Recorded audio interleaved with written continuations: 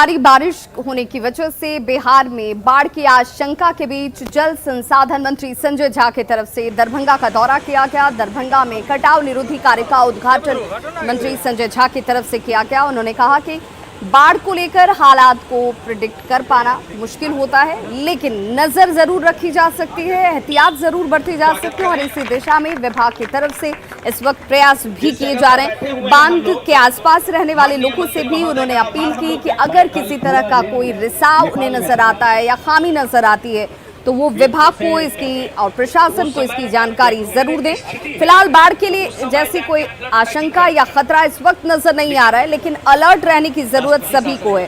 प्रकृति का रुख कब बदल जाए ये प्रिडिक्ट किया जा पाना, इसे पहले से अनुमान लगाया जा पाना मुश्किल है और इसीलिए हमारे पास जो विकल्प है वो एहतियात बरतने का है।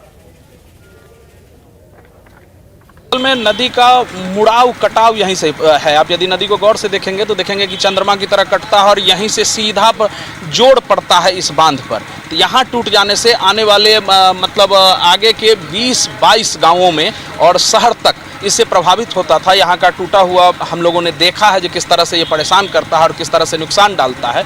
अब हम लोग संतुष्ट हैं। जो बार बार जो इसके टूट जाने से बाढ़ आता था, अब लगता है कि इस समस्या का पूरी तरह से निजात हम लोग देख रहे हैं। संसाधन विभाग के लोग सारे अलर्ट पे हैं और आज का भी मैं रिपोर्ट लिया हूँ 4 बजे शाम में, तो अभी इमीडिएटली कोई खतरा नहीं है। लेकिन हम लोग जाने का पर्पस यही था कि एक बार जा करके जो कोसी का उद्गम है, बराह क्षेत्र जो बोलते हैं, ऑलमोस्ट वहाँ तक हम लोग गए और जो एंटी इरोजन का काम है, जो हम लोग का काम हुआ है, वहाँ के लोकल CDO बोलते हैं, वो सारे लोग भी नेपाल साइड के थे और वो सारा काम ठीक से हुआ है। तो वहाँ कोई इमीडिएटली समस्या नहीं है।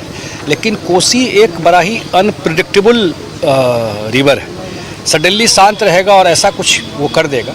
लेकिन डिपार्टमेंट अलर्ट है, इमीडिएटली कोई खतरा नहीं। बेगूसराय में डाक विभाग की काली करतूत का खुलासा हुआ है। जी हां, 27 लाख रुपए का गबन कर लिया गया। इसे फर्जी तरीके से फर्जी चेक के जरिए निकासी कर ली गई और दूसरे अकाउंट में इसे ट्रांसफर कर दिया गया। हालांकि अब डाक विभाग की तरफ से उनके अधीक्षक का यह कहना है कि फर्जी निकासी इस पूरे मामले की जांच की जा रही है और दोषियों के खिलाफ कार्रवाई भी जरूर होगी। का मामला है, एक चेक खो गया था और जो खो गया था उसका बैंक को इंफॉर्मेशन भी दिया गया था।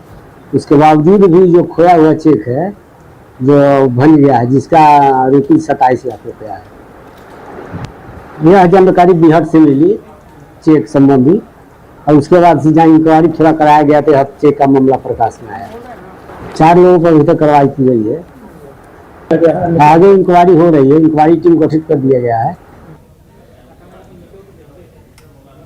खबर झारखंड के गिरिडीह से, जहां के पश्चिमी बगोदर के पूर्व मुखिया की गाड़ी पर ताबड़तोड़ अपराधियों ने फायरिंग की है। बताया जा रहा है कि उनको निशाना बनाकर गोली चलाई गई। हालांकि राहत की बात यह रही कि निशाना चूक गया और उनकी जान बच गई है। बताया जा रहा है कि गाड़ी घर के बाहर ही खड़ी थी जिस दौरान उन्हें निशाना बनाया गया।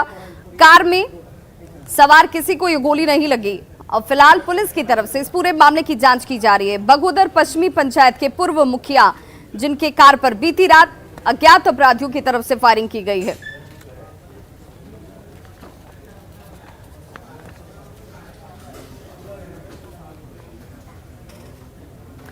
धनबाद के जज उत्तम आनंद मामले को लेकर के आज दोषियों को सजा सुनाई जाने वाली है। इन दोनों दोषियों को पहले ही दोषी करार दे दिया गया था, लेकिन सजा कितनी की और कितनी सजा इन लोगों को होगी इसके लिए इंतजार लोगों का बना हुआ है। आज सजा सुनाई जाएगी इन दोनों ही लोगों को।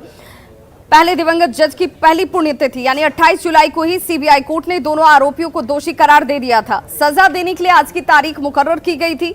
CBI के विशेष न्यायाधीश रजनीकांत पाठक की अदालत में यह फैसला आज होने वाला है, जिसमें सजा सुनाई जाएगी इन दोनों ही दोषियों को। स्पेशल कोर्ट, CBI के स्पेशल कोर्ट ने आरोपियों को IPC की धारा 302 और 201 के तहत दोषी ठहराया है।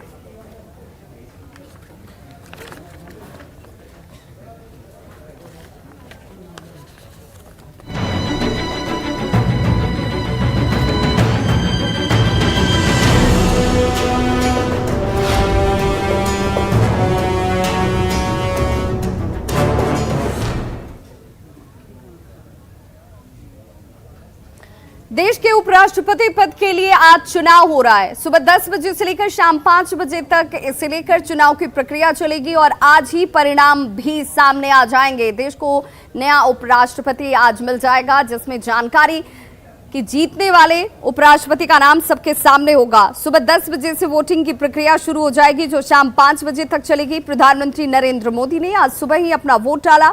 आपको बताते चलें कि मौजूदा उपराष्ट्रपति वेंकैया नायडू का कार्यकाल 10 अगस्त को खत्म हो रहा है। आज वोटिंग खत्म होने के बाद ही मतों की गिनती शुरू होगी और देर शाम तक निर्वाचन अधिकारी देश के नए उपराष्ट्रपति के नाम की घोषणा भी कर देंगे। आपको बताते चलें, नए उपराष्ट्रपति 11 अगस्त को शपथ लेंगे।